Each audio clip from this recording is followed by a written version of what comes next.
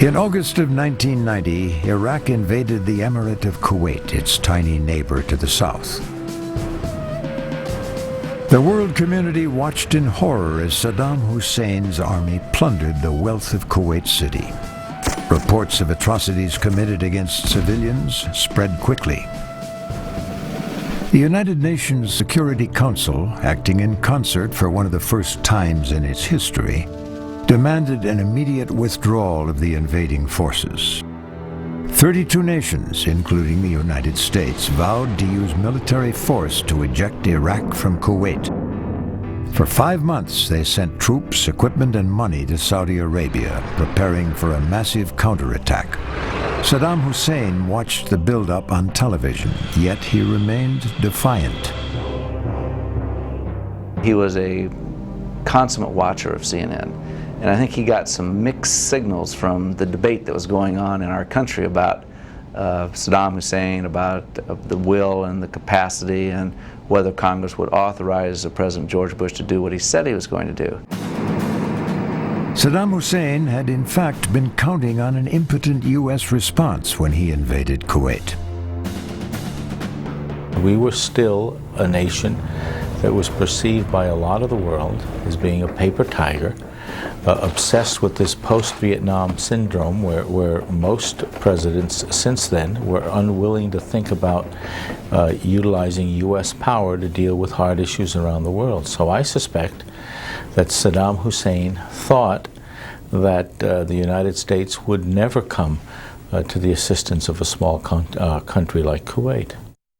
The United States believed Saddam had miscalculated the U.S. response and made a last-ditch effort to assure him it was not bluffing. On January 9, 1991, President George Bush sent United States Secretary of State James Baker to Geneva, Switzerland, for an urgent meeting with Iraqi Foreign Minister Tariq Aziz. In his briefcase, Secretary Baker carried a letter from U.S. President George Bush to Iraqi President Saddam Hussein. The letter contained a final threat: get out of Kuwait or be thrown out.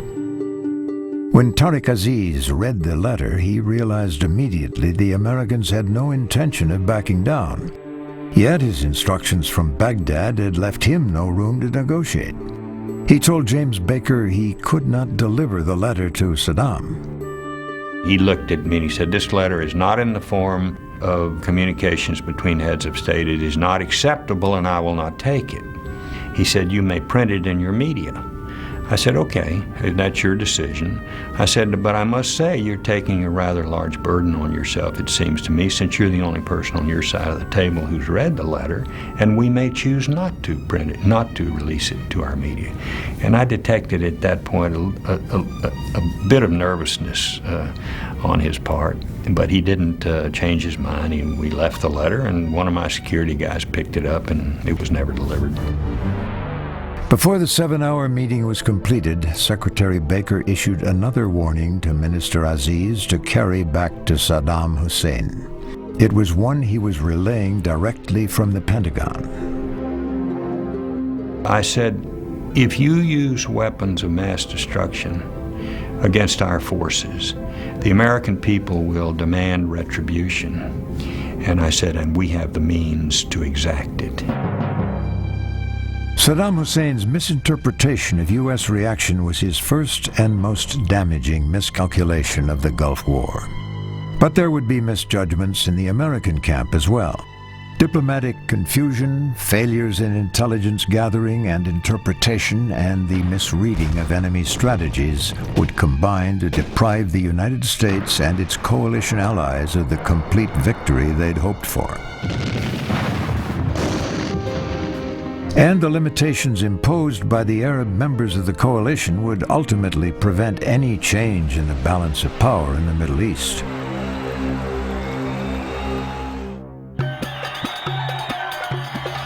In the summer of 1990, Iraq's brutal dictator Saddam Hussein desperately needed money to support his regime. Iraq's 8-year war with Iran had ended in stalemate and left it deeply in debt. Kuwait, Iraq's Persian Gulf neighbor to the south, was a tiny state with no significant military defenses. And she owned 10% of the world's oil. Saddam had long quarreled with the Kuwaitis and the other Arab states. He felt they owed him for keeping Iran at bay. He also blamed them for flooding the market with cheap oil and dropping prices, compounding his problems. Throughout July of 1990, CIA satellite reconnaissance photos showed Iraqi military forces massing near the Kuwait border. The forces were large enough to not only take Kuwait, but to sweep into Saudi Arabia as well. Yet the CIA report did not alarm officials at the White House and State Department. In Washington, in the State Department and in the White House, it was pretty much accepted that what Saddam was doing was engaging in a massive bluff. They saw the troops that were being piled up on the border. They saw the trucks and everything. They operated on the assumption that it was a bluff. This wasn't shared in the CIA. Arab leaders also had their doubts. On the 24th of July, 1990, they sent Egyptian President Hosni Mubarak to Baghdad. There, in a face-to-face meeting with Saddam Hussein, the Iraqi strongman assured Mubarak he would not invade Kuwait. After the meeting, Mubarak immediately phoned the Bush White House to report that Kuwait was safe. Saddam was bluffing. On the following day, U.S. Ambassador to Iraq, April Glaspie, was abruptly summoned to meet with Saddam at his palace in Baghdad. He asked her what the United States' position was regarding his differences with Kuwait. Glaspie left Saddam with the misleading impression that the U.S. considered it an Arab problem and would not intervene in an inter-Arab war. April Glaspie has gotten a bad rap. Yes, it's possible to argue with 20/20 hindsight that she could have been a little bit more muscular in her meeting with Saddam, but you've got to remember, she had this meeting with him. It was her first ever. No ambassador had ever been called in. She went in there without instructions, and she essentially told him that the United States did not take a position on the merits of the dispute with Kuwait, but rather we simply wanted it settled peacefully. After the meeting, Glaspie cabled the State Department. Saddam, she reported, was anxious not to antagonize the United States and that the U.S. ought to avoid tough talk or public criticism of Iraq while the Arabs worked it out. Less than a week later, Secretary of State James Baker happened to be meeting with Soviet Foreign Minister Edward Shevardnadze in Siberia when the latest top-secret CIA report on Iraq reached him. I said, our intelligence tells us it looks like he's massing troops on the border, and what do you think? And he said he would not be that foolish. I said, well, our intelligence is it looks pretty possible. You better check it. He said, I'll check it. So he went to the KGB, and they came back and told him, no chance, it's not going to happen. And then he told me that. And the very next day, the invasion happened, so he was embarrassed.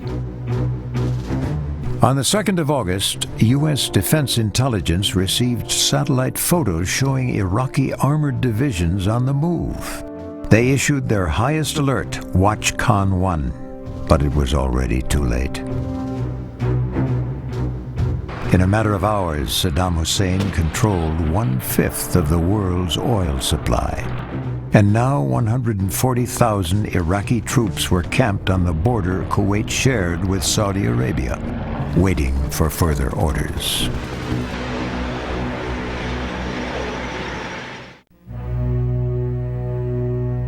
On August 6, 1990, President George Bush sent Defense Secretary Dick Cheney and General Norman Schwarzkopf, commander of U.S. military forces in the Persian Gulf, to Saudi Arabia. Their mission was to convince the Saudis to allow a massive buildup of troops and war machines inside their country. Schwarzkopf's estimate that it would take a minimum of 200,000 troops to protect them from the Iraqis surprised and stunned the Saudi leaders.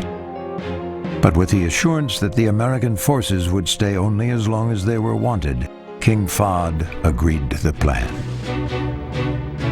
All of a sudden, his kingdom is at stake. So when the king wants to save his kingdom and save his country, guess what? He's going to deal in self-interest. With the notable exception of Jordan, the other Arab states were united in supporting the coalition, but with two significant provisos. One, Israel could have no place in the coalition, and Saddam Hussein could not be hunted down or assassinated.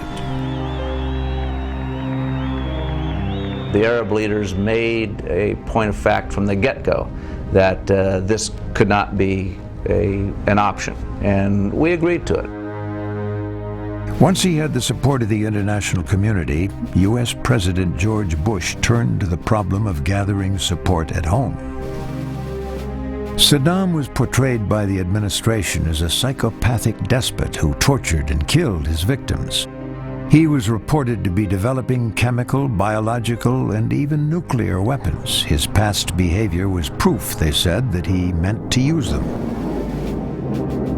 In January 1991, not long after James Baker's meeting in Geneva with Tariq Aziz, the U.S. Senate voted 52-47 in favor of authorizing the president to go to war. Thus began the largest U.S. military deployment since Vietnam. Over 250,000 troops were soon on their way to the Saudi desert, off to fight for a cause far removed from their own experience. These were what I might call an unemployed army. In other words, the Russian threat had gone away. We had this massive army. What do we do with it? And the drawdown hadn't really begun. So Saddam Hussein picked the worst possible time to go to war because we had this enormous army that we could throw against him. George Bush's assembly of the international coalition had been nothing short of masterful. Now the same deft diplomatic skills would be required of the man chosen to lead the coalition forces in the Gulf. Four-star U.S. Army General Norman Schwarzkopf was the commander of the American military's Central Command, or CENTCOM. The Persian Gulf fell under CENTCOM's jurisdiction. It was never a popular command within the Joint Chiefs of Staff, the same as the European Command or the Pacific Command.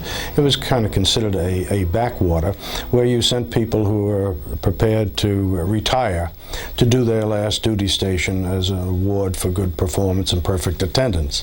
And he got the job to go down there, and his staff were mostly people who were semi-retired, getting ready to pack it in and go into civilian life. So all of a sudden, he finds himself in the middle of this terrific brouhaha with a staff that is anything but a battle staff. The U.S. military forces had moved into Saudi Arabia with the announced purpose of defending that country from further Iraqi aggression. But most commanders believed it would be only a matter of time before George Bush gave the order to go on the offensive and throw Saddam out of Kuwait and perhaps even invade Iraq. There needed to be a plan in place so that when the order came, they would be ready. The man who was responsible for approving this plan, General Schwarzkopf, knew the limitations of his CENTCOM staff. Only weeks after the Iraqi invasion of Kuwait, he had petitioned the Pentagon for help. A small group of war planners, dubbed the Jedi Knights, was dispatched to CENTCOM headquarters in Riyadh, Saudi Arabia. Here they worked in complete secrecy in what was known as the room that didn't exist. In October 1990, little more than 2 months after the Iraqi invasion, Chairman of the Joint Chiefs Colin Powell informed General Schwarzkopf that President Bush wanted to see his offensive plan. The CENTCOM commander was not happy with the work his Jedi Knights had done, but at Powell's urging, he sent his team to Washington for briefings at the Pentagon and the White House.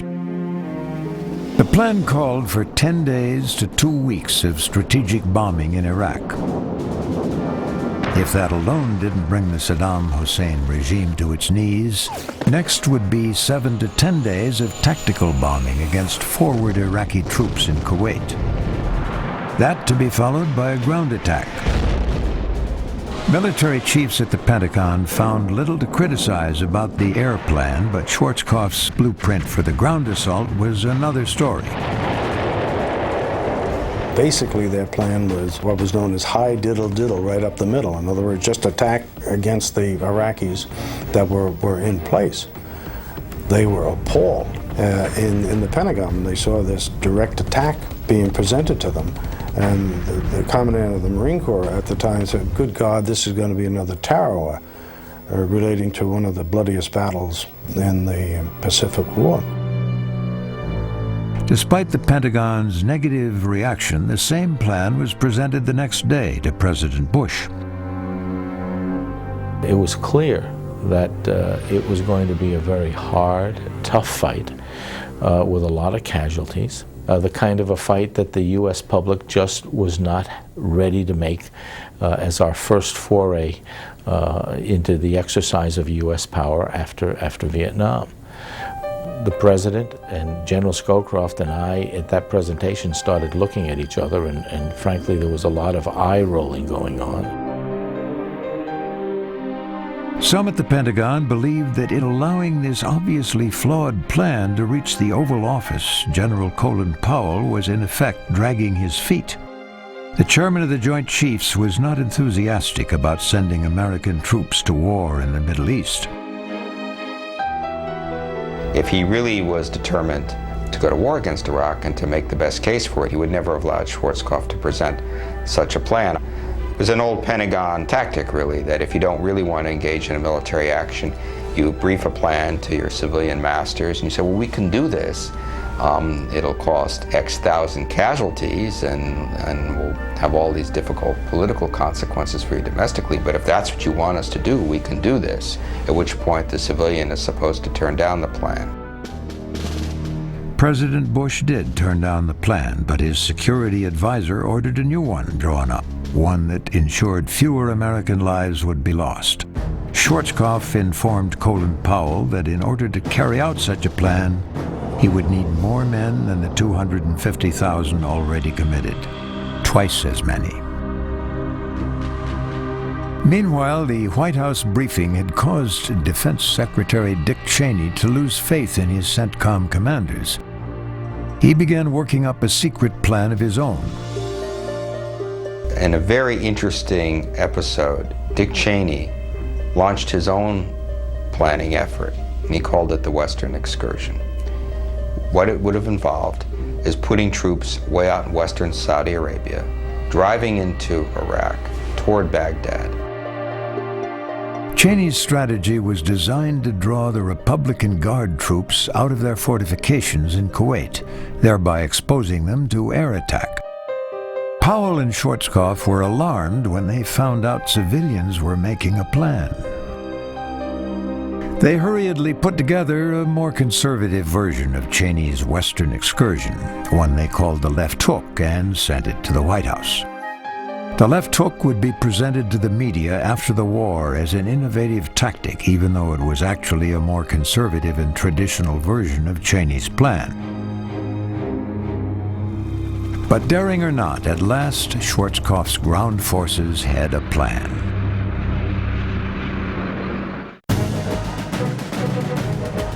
Desert Storm began with a deception.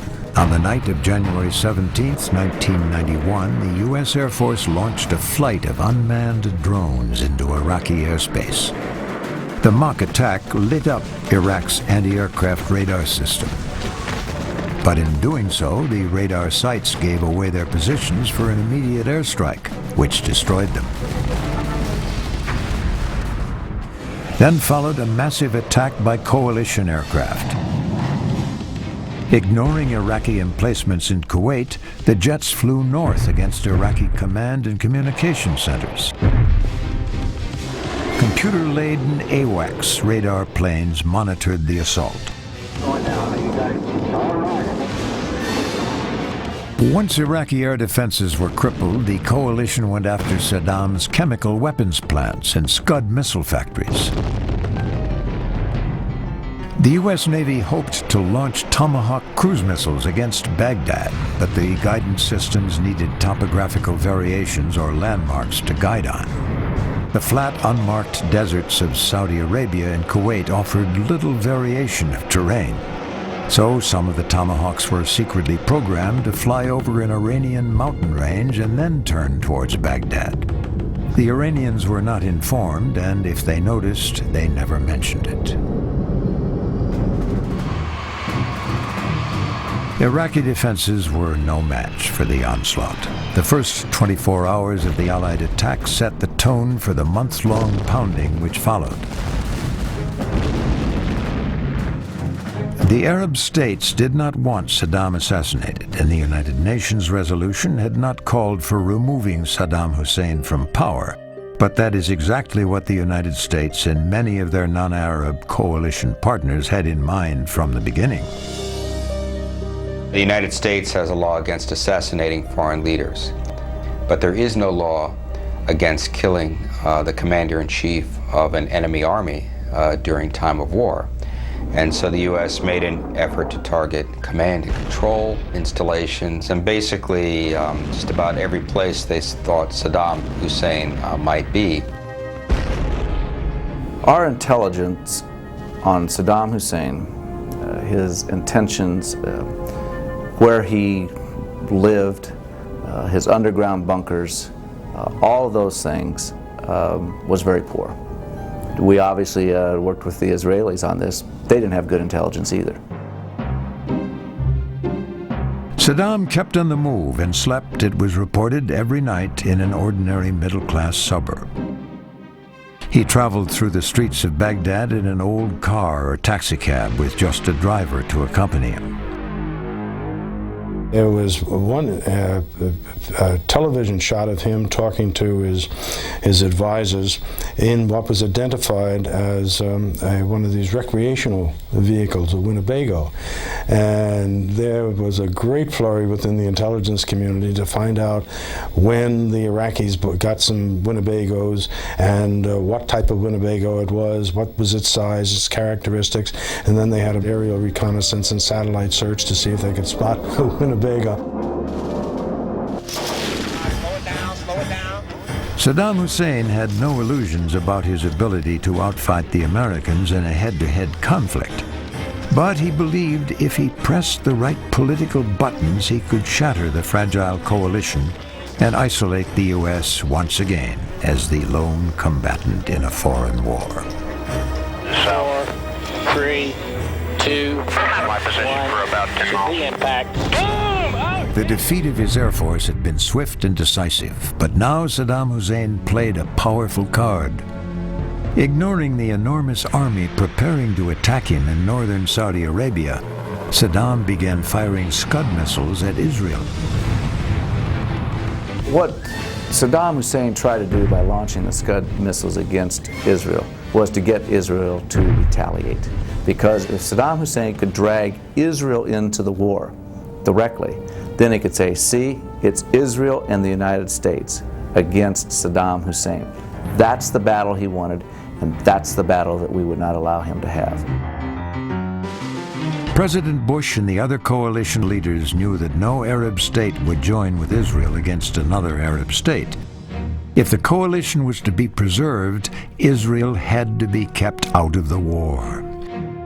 When the Scuds began landing in Israeli cities, President Bush phoned Israeli Prime Minister Yitzhak Shamir and pleaded for restraint. And I thought it was an extraordinary moment. These two guys did not get along. I was in lots of meetings between Bush and Shamir. It was not a warm, cuddly relationship.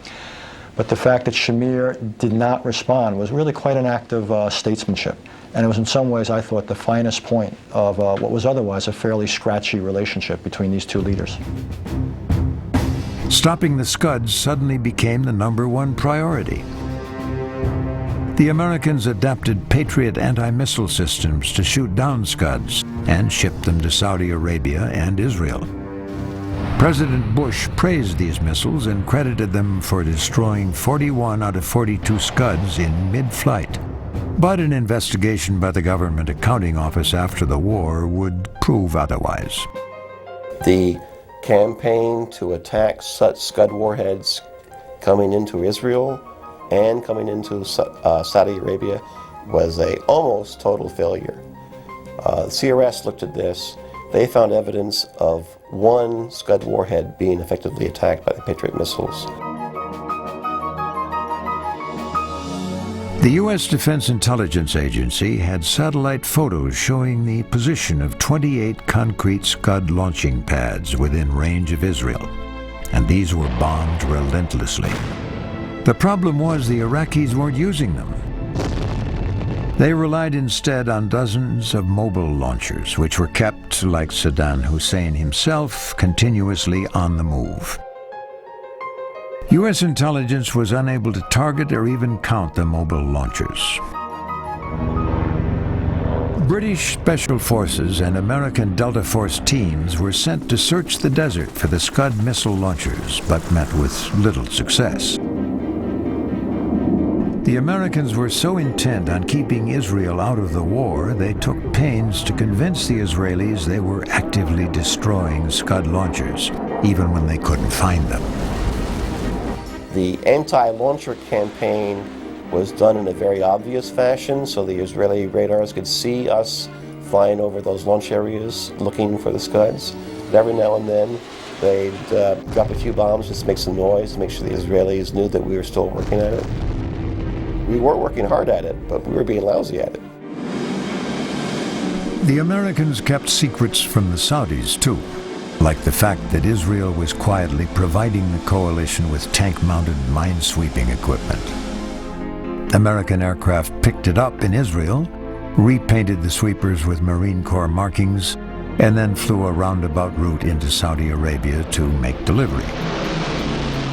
At one point, an American officer felt obliged to convey this to the Saudis, and the way he put it was, he said, well, we have some equipment we can share with you, but it comes from a country that's not on your map. And the Saudi officer replied, we don't care, at least we'll be able to see our grandchildren.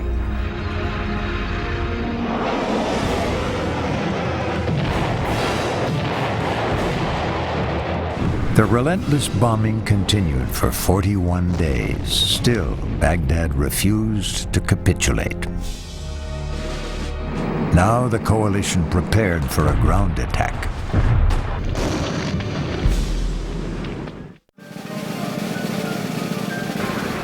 Coalition leaders were not eager to engage Saddam's vaunted Republican Guard in battle. The coalition had the advantage in weapons technology and resources, but the Iraqis had brought nearly 500,000 men to the battlefield. Their soldiers were said to be experienced and battle-hardened, tempered by nearly a decade of fighting with neighboring Iran. While the Americans, who made up overwhelmingly the largest portion of the coalition, had not fought a major war since Vietnam and were untested. The battle figured to be fierce and costly. Saddam Hussein was counting on it. As we looked across the border into Kuwait, we saw what we thought in the beginning was a very powerful force. We were outnumbered in terms of manpower.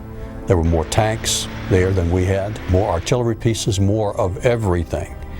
And then, very early on, they built two very significant barriers all the way across Kuwait, two significant minefields. The coalition troops were also concerned about Iraq's chemical warfare capabilities. American troops had no experience with chemical weapons. They had not been gassed since World War I. The chemical warfare thing did add another dimension. You know they're terrible. You know that they can kill you. Of course, you can't see it. So it does add an element of fear, in addition to the normal fear that you experience in combat. We knew that the chemical suits that we were wearing would protect us, but if you are living in that environment, pretty soon there's a break in the barrier somewhere. Suppose you're wounded. Then how do you take care of a wounded person in a chemical environment, it becomes difficult by a factor of 1,000. Saddam Hussein's original plan was to fight the war the same as he had fought it against Iran, where he would have the attacking forces caught in minefields and artillery fire sacks, where the attacking forces would be chewed up by mines and being bloodied, and then he would launch a counterattack. Saddam believed that once the U.S. began suffering casualties, war protests in America would escalate and force George Bush to withdraw his troops. Then Saddam would be able to walk away with everything he had captured. The Iraqi leader goaded his opponents, telling them they were facing the mother of all battles in the desert. The only problem was the Americans weren't attacking. They were bombing. And the bombing was starting to hurt. So he decided that he would cause the Americans to attack on his terms. And the way to do that was to launch a kind of a mini offensive into Saudi Arabia. On January 29, 1991, Iraqi forces crossed the border into Saudi Arabia and attacked the northern town of Khafji. Khafji was unoccupied.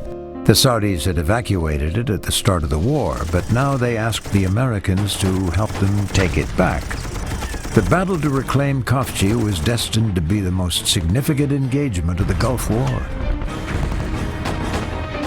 The Saudis insisted that their forces lead the counterattack. With the U.S. Marines providing air support, the Saudis regained Khafji. Well, that showed us two things. First of all, that our Saudi allies were going to fight. Number two, that the Iraqis weren't all that good. Instead of being this battle-hardened force that had fought the Iranians, they showed out not to be particularly good. I learned a lot from Khafji. I learned that if you bloodied the nose of the Iraqis in round 1, they didn't want to come out for round 2.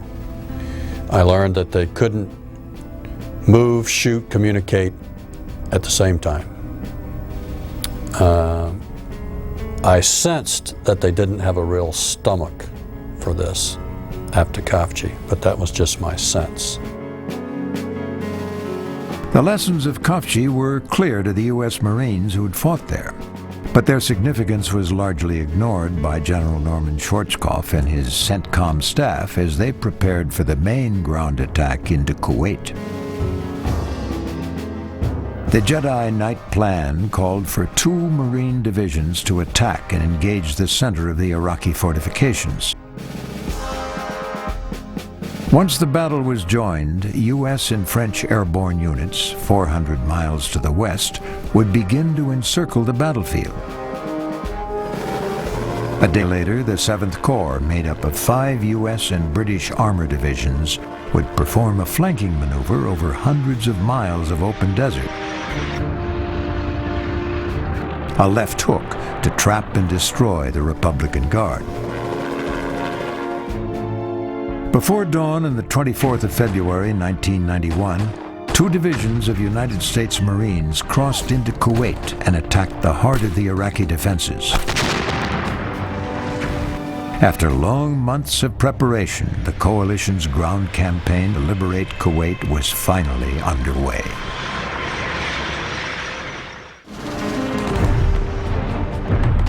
Two divisions of U.S. Marines composed the vanguard of General Norman Schwarzkopf's ground offensive into Kuwait. His plan had called for the Marines to engage and hold Saddam's elite Republican Guard. Then an armored corps under the command of U.S. General Frederick Franks would encircle and destroy them. But once the ground war began on February 24, 1991, neither the Marines nor the Iraqi army performed according to plan. First of all, understand that the mission that I was given was to liberate Kuwait. Didn't say anything about dancing with the Iraqis, didn't say anything about entertaining them for a while the army attacked to the west. The mission was liberate Kuwait. We liberated Kuwait. Took 3 days. So G-Day comes and the Marines attack. And they go through the Iraqis like a hot knife through butter for two reasons. A lot of the Iraqis didn't want to fight. Secondly, the Iraqis were under orders to retreat. Less than 39 hours into the ground war, Joint Chiefs Intelligence received word from Kuwaiti resistance that the Iraqi army was in full retreat.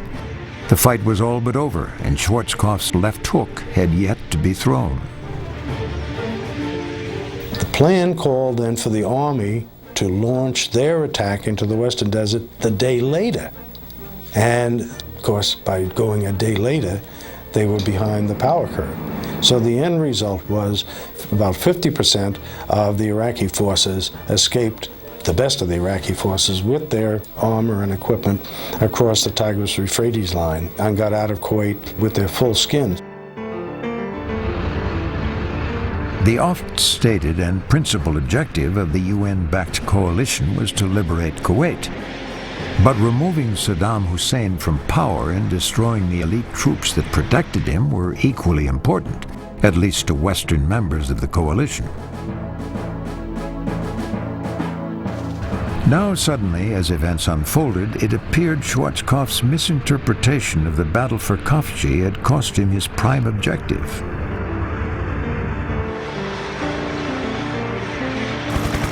The assumption that Schwarzkopf went with was that the Iraqis would stand and fight. At the end of the process, he never questioned that assumption. And that assumption was wrong because they were going to retreat. And because he didn't question it, he didn't come up with an alternate plan. So when the Iraqis retreated, he didn't have a plan to catch them before they were able to get away. It was a terrible blunder. The Americans were elated in victory, but perhaps more relieved that Saddam Hussein had not unleashed his weapons of mass destruction. The chemical attack never came, leading some to believe that James Baker's warning to Tariq Aziz had hit home. We captured an Iraqi major, or he surrendered. And we asked him during the interrogation if he would use chemical weapons.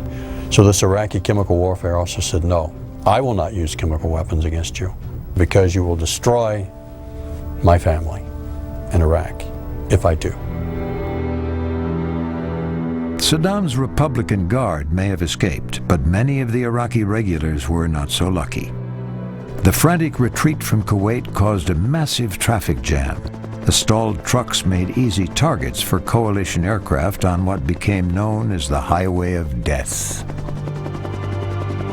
They were going back on Highway 1 to Baghdad. They had no air defenses there. They had nothing to defend themselves. And it was just almost like shooting ducks in a pond. So how much killing do you want to have? How much mayhem do you want to have? By the time the Army's flanking operation caught up with the Marine advance, the battle was beginning to look like a massacre. A concerned General Colin Powell met with President Bush and recommended a halt to the hostilities. The president ordered a ceasefire after 100 hours. President Bush made absolutely the right decision to end the war when he did. We had accomplished our war aims and our political aims as expressed in the UN Security Council resolutions, which the rest of the world, in effect, had joined with us in enforcing. In building the coalition, we promised these countries that we had no interest in occupying Iraq. The order to stand down caught the American field commanders by surprise and seemed almost arbitrary in its timing. Many thought the job had been left half done. If we had given General Franks another 2 or 3 days, he would have finished off the Republican Guard. That was why they were left intact. We stopped. I'm not saying that stopping was right or wrong, but there's no doubt in my mind about the fact that had we continued, we would have destroyed the rest of their armed forces, or they would have given up. Combination of both. But a broad element of the Republican Guard escaped intact. And in the weeks following the ceasefire, they played a major role in suppressing internal uprisings against Saddam's regime. And they did it with the unknowing approval of President Bush and his generals. At the ceasefire talks in Safwan, as Allied aircraft still patrolled the skies over Iraq, the Iraqi generals asked permission for their army to fly helicopters. General Norman Schwarzkopf approved the request and extended his permission to include helicopter gunships. The State Department, the Pentagon, the White House, they never gave Schwarzkopf any instructions, and as far as Schwarzkopf was concerned, this was none of his business, the diplomatic ending of the war. In the wake of the coalition's failure to oust Saddam, President George Bush had hoped these uprisings by Shiites and Kurds could succeed where they had failed. But his own field commander had allowed the Republican Guard to escape, and now he gave them the means to protect Saddam Hussein. The only mistakes I think we made were we should have required Saddam himself to come to Safwan and sign the surrender document or sign it somewhere else. Secondly, we should never have agreed to let him use his helicopters, because he used those helicopters to put down the uprisings.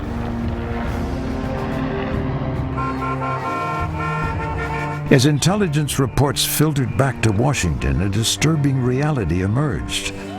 Kuwait was free again, but the balance of power in the Middle East had not been significantly altered. Iraq, although severely crippled, remained a viable threat to the region and the world, and Saddam Hussein remained in power. All of our Arab allies had told us that he could not survive a defeat of this magnitude. They were wrong. We did not expect him to survive. We were wrong. Many wondered why the coalition had not invaded Iraq and brought to justice the man they considered a war criminal. There's still this misconception that somehow we could have apprehended Saddam Hussein. And yeah, we could have, but it would have been a great loss of American lives. Nobody recommended it. Nobody in the Oval Office, nobody in the military chain of command. None of our coalition partners would have gone with us. Maybe the Brits would have, but probably nobody else. And if you do that, you end up with a U.S. invading army of an Arab country rather than a U.S. effort to free a country that has been invaded. We probably never would have found Saddam if we had gone into Baghdad. We'd probably still be looking for him. Saddam Hussein had gambled that the United States, still chastened by the Vietnam experience, would not involve itself in another foreign war, especially one in the volatile Middle East. But George Bush and his commanders had been eager for victory and a chance both to exorcise the ghosts of Vietnam and to take center stage as the world's sole remaining superpower. But perhaps they'd been too eager and left too soon. Because while Kuwait had indeed been liberated, an unrepentant Saddam Hussein still ruled in Baghdad, and Iraq remained a threat to the region.